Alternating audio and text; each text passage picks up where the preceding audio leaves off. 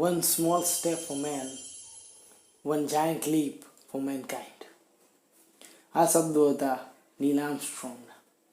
દિવસ હતો 20 જુલાઈ 1969. સ્થળ હતું ચંદ્ર. રાત્રિ અવકાશમાં સૌથી મોટો દેખાતો અવકાશીય પદાર્થ આપણો ચંદ્ર છે. સમગ્ર સૂર્યમંડળમાં પૃથ્વીનો ચંદ્ર 5મા નંબરનો સૌથી મોટો ચંદ્ર છે. પરંતુ ગ્રહ અને ચંદ્રના રેશિયા પ્રમાણે તે સૂર્યમંડળમાં સૌથી મોટો છે. આપણા ચંદ્રનો આકાર પૃથ્વીના 1/3 જેટલો થાય છે. ચંદ્રનો વ્યાસ 3470 કિલોમીટર છે અને તે પૃથ્વીથી સરેરાશ 3,80,000 કિલોમીટર દૂર આવેલો છે. ચંદ્રની આંતરિક રચના પૃથ્વી જેવી જ છે. ચંદ્રમાં પણ ગર્ભ છે. આ ગર્ભ ગરમ છે. ચંદ્રમાં પણ આંતરિક ગર્ભ અને બાહ્ય ગર્ભ છે.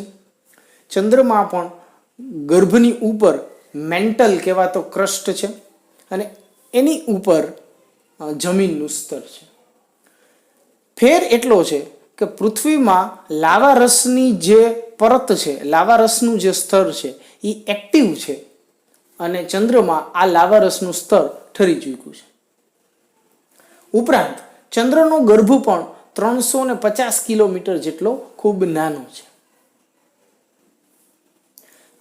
આથી ચંદ્રની ભૂ પ્રક્રિયા નહિવત છે. ચંદ્રને પણ પૃથ્વીની જેમ 2 પ્રકારની ગતિ છે, એક ધરીભ્રમણ અને પરિભ્રમણ.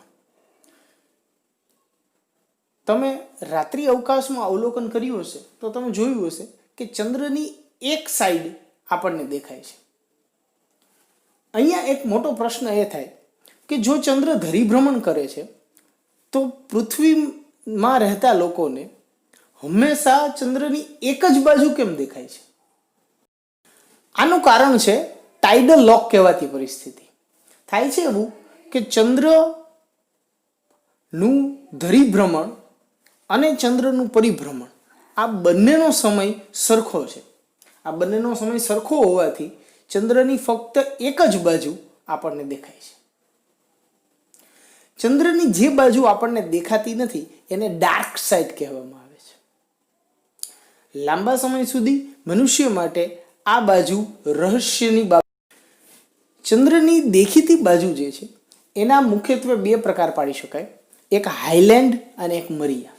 હાઈલેન્ડ એ એવો વિસ્તાર છે કે જે હેવી ક્રેટર્ડ છે, જ્યાં ઉલ્કાપાતથી મોટા ગોબા ખાડા પડેલા છે. જ્યારે બીજો વિસ્તાર એ ઓછો ખાડા ખબડાવાળો છે અને આ વિસ્તાર મરિયા તરીકે ઓળખાય છે, જે લાવા રસથી બનેલો છે. લાવા રસ સપાટી ઉપર ફેલાતા, લાવા રસ ઠંડો થતા આ મેદાન પ્રકારની જમીન ત્યાં જોવા મળે છે. ચંદ્રની પાછલી સાઈડ એટલે કે ડાર્ક સાઈડ ની વિશે સૌ પ્રથમ 1959માં સોવિયત રશિયાએ મોકલેલ લ્યુનાર 3 નામના યાન દ્વારા આપણને જાણકારી મળી. લ્યુનાર 3 પહેલું યાન હતું કે જેણે ચંદ્રની પાછલી સાઈડનો ફોટો લીધો. આપેલા વૈજ્ઞાનિકો એવું માનતા હતા કે ચંદ્રની જે પાછલી સાઈડ છે એનું જે સ્ટ્રક્ચર છે એ આગલી સાઈડ જેવું જ હશે. અમુક જગ્યાએ હાઈલેન્ડ હશે, અમુક જગ્યાએ મરિયા હશે. પરંતુ આશ્ચર્યના વચ્ચે જ્યારે આપણે એના ફોટોગ્રાફ્સ લીધા, જ્યારે માહિતી પ્રકાશમાં આવી, ત્યારે આપણને ખબર પડી કે ચંદ્રની પાછલી સાઈડમાં મરિયા એટલે કે જમીન, લાવારસ વડે બનેલી જમીન ખૂબ ઓછી હતી, જ્યારે હાઈલેન્ડ ક્રેટર્સ જે છે એ ખૂબ વધારે જોવા મળે છે. ઉપરાંત અભ્યાસો દ્વારા જોવા મળ્યું કે જે ક્રસ્ટ છે પાછલી સાઈડમાં, એ ક્રસ્ટ એટલે કે જમીનની બાહ્ય પરત છે એ પણ દેખીતી સાઈડ કરતાં ખૂબ જાડી છે. તો અહીંયા સહેજે વૈજ્ઞાનિકો પાસે અમુક પ્રશ્નો હતા કે ચંદ્રની જે સાઈઝ છે એ પૃથ્વીની સરખામણીમાં આટલી બધી મોટી કેમ છે? ચંદ્રની પાછલી બાજુ મરિયા જેવા મેદાની પ્રદેશો કેમ નથી? ચંદ્રની પાછલી બાજુ નું સ્તર જે છે, ક્રસ્ટ જે છે, એ આટલો બધો જાડો કેમ છે?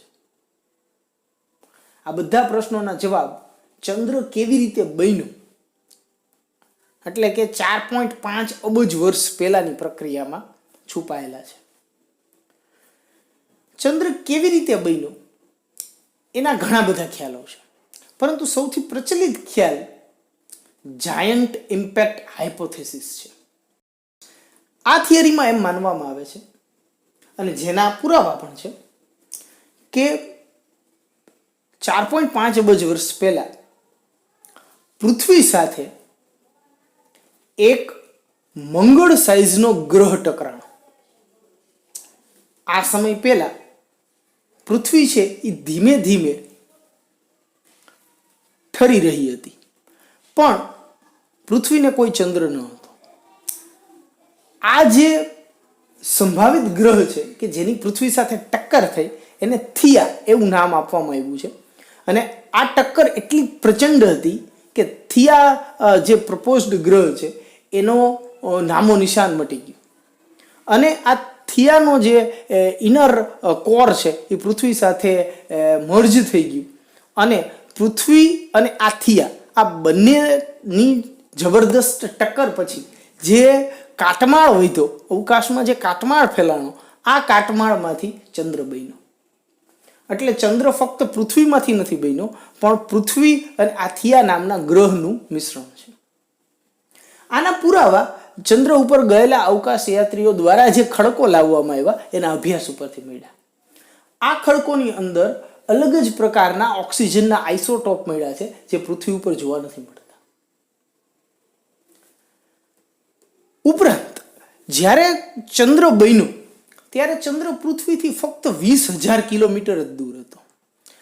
આ ચંદ્ર જ્યારે પૃથ્વીથી આટલો નજીક હતો અને જ્યારે બનતો હતો ત્યારે પૃથ્વીના ગુરુત્વાકર્ષણ બળ અને પૃથ્વીનું ધરીભ્રમણ અને પરિભ્રમણની ગતિથી એક ટાઇડલ લોકિંગ સિસ્ટમ ડેવલપ થઈ, કે જે ટાઇડલ લોકની અંદર ચંદ્ર ફસાઈ ગયો અને ચંદ્રની હંમેશા એક જ બાજુ પૃથ્વી તરફ દેખાય.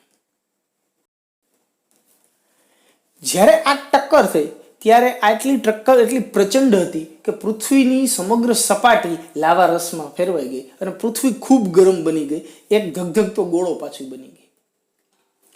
આ ગરમીના કારણે અને ટાઇડલ લોકને લીધે જે ચંદ્રની એક જ સપાટી પૃથ્વી તરફ આવી ગઈ હતી, આ સપાટી અત્યંત ગરમ થઈ, અને અત્યંત ગરમ થવાના કારણે ત્યાંનો બાહ્ય ક્રસ્ટ છે એ પાતળો રહી ગયો, અને ચંદ્રનો જે બીજી સાઈડનો જે ક્રસ્ટ છે એ પ્રમાણમાં જાડો થયો.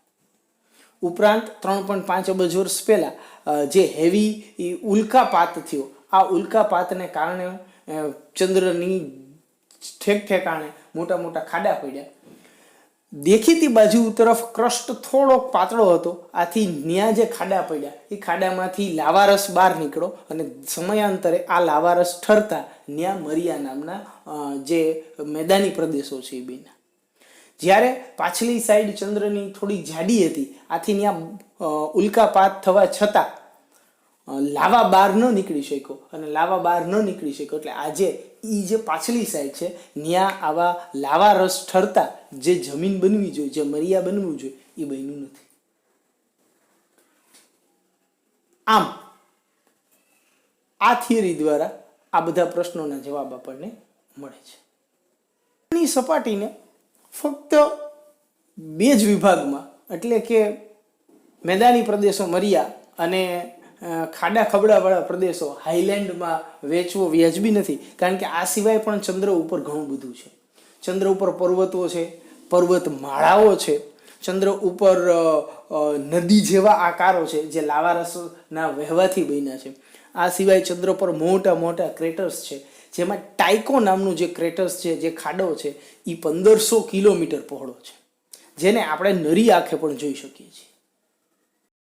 હવે નવા સંશોધનો બતાવે છે કે ચંદ્ર પર પાણી પણ છે. હા, પણ બરફ સ્વરૂપમાં છે.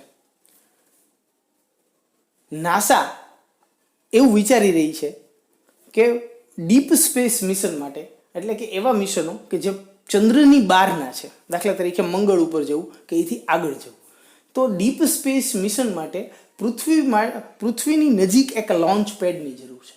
અને નાસા વિચારે છે કે Chandra is the best for that launch pad. એ લોન્ચ પેડ માટે ચંદ્ર એક આદર્શ જગ્યા છે. તો ત્યાં લોન્ચ પેડ બનાવવા માટે સૌથી મહત્વની વસ્તુ પાણી છે. પાણી વજનમાં ખૂબ ભારે પણ છે અને લઈ જવું ખૂબ કોસ્ટલી પણ છે. તો આ એક ખૂબ સારા સમાચાર છે કે ત્યાં બરફ સ્વરૂપમાં પાણી છે કે જે ઊંડા ક્રેટર્સ જે છે કે જ્યાં સૂર્યપ્રકાશ પહોંચી નથી શકતો ત્યાં છે. આ પાણીનો આપણે 100% ઉપયોગ કરી શકીએ.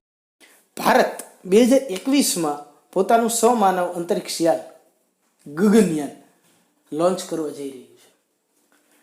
તેમાં ફક્ત ભારત પૃથ્વીની પ્રદક્ષિણા માટે યાત્રિકો મોકલવાનું છે. પરંતુ મને 100% વિશ્વાસ છે કે ભારત જલ્દી પોતાના ચંદ્રયાત્રીઓ પણ ચંદ્ર ઉપર મોકલશે.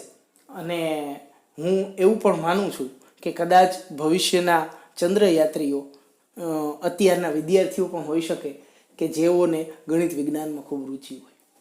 અને કોને ખબર કે ભવિષ્યનો કોઈ ચંદ્રયાત્રી આજે અત્યારે આ એપિસોડ જોઈ રહ્યો હોય અથવા જોઈ રહી હોય. આજે આપણે શીખ્યા કે ચંદ્રની બનાવટ કેવી છે, ચંદ્ર કયા સંજોગોમાં બન્યું, ચંદ્રને બનવા માટેની થિયરી કઈ છે, ચંદ્રની આંતરિક રચના કેવી છે, ટાઇડલ લોકિંગ શું છે, ચંદ્રની કેમ એક જ સાઈડ આપણી તરફ દેખાય છે, ચંદ્રમાં કેવા પ્રકારના ભૂભાગો છે અને ભવિષ્યમાં ચંદ્ર ડીપ સ્પેસ મિશન માટે કેટલું ઉપયોગી છે. આ એપિસોડની સ્ક્રિપ્ટ મેં લખેલી છે, નૈતિક જાની, અને it's been produced and associated by Choki talk team.